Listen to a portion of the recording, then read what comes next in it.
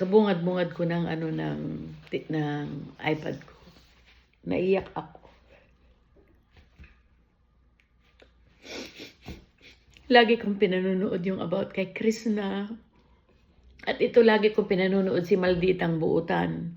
Yung lagi siyang reaction video about kay Krishna, kala Sir Paul, yung PB team.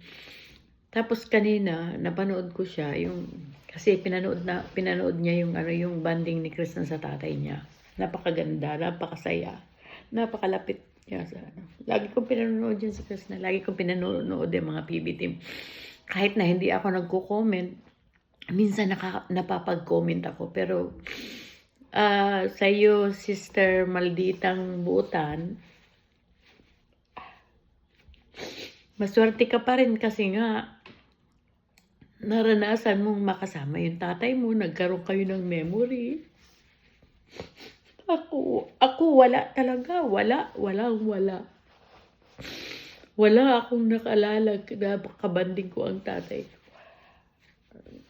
Mama ko, nababanding kami kahit na anong ginagawa, kahit nasa bundok kami nagtatanim noon. Nakakabanding ko yung mama ko. Palagi, yung kahit na nasa loob lang kami ng bahay, umiihi kami, nagbabanding kami magkakapatid, at saka yung nanay ko. Masayahin kami eh. Pero kasi napanood ko si Buutang Maldita. Naalala niya yung tatay niya. Maswerte ka pa rin, sister, kasi meron kang naalala tungkol sa tatay mo. Kami wala. Ako wala. Kasi broken family kami.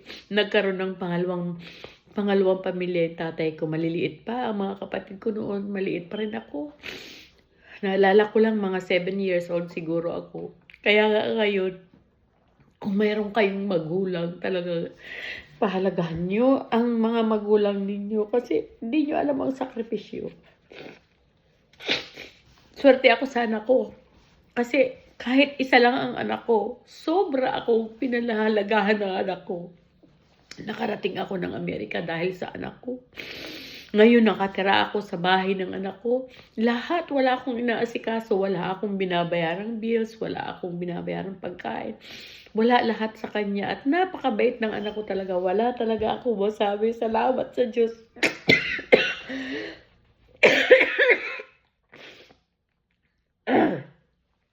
Yun talaga ang pinagti-thank you ko talaga.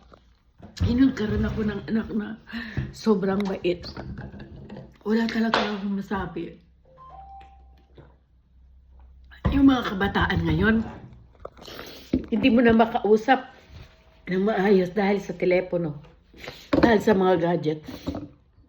Pero yung anak ko kasi, kaisa-isa kong anak yan, siya talaga ang naging barkada ko. Kahit ngayon talaga, napapatawa ko pa rin yun, nagtatawanan pa rin kami, parang mag-best friend kami, magbarkada ko. Wala akong ibang best friend kundi yung anak ko talaga. Kaya, kayo, kung meron kayong mga anak, mga magulang, yung mga anak, mahalin niyo yung mga magulang ninyo kasi nagsasacrifice talaga sila sa atin. Maaalala niyo lang ang mga magulang niyo pag nakaranas na kayong maging magulang, tapos wala na, minsan huli na ang lahat. Kaya lagi kong naiiyak ako dito lagi kay Maldita, pero ngayon talagang sobrang iyak ko. Sobra. Kasi nga, naalala ko yung tatay ko, parang wala akong naalala. Wala talaga akong naalala, naging memory namin. Kasi ano yun eh, babaero yun noon eh.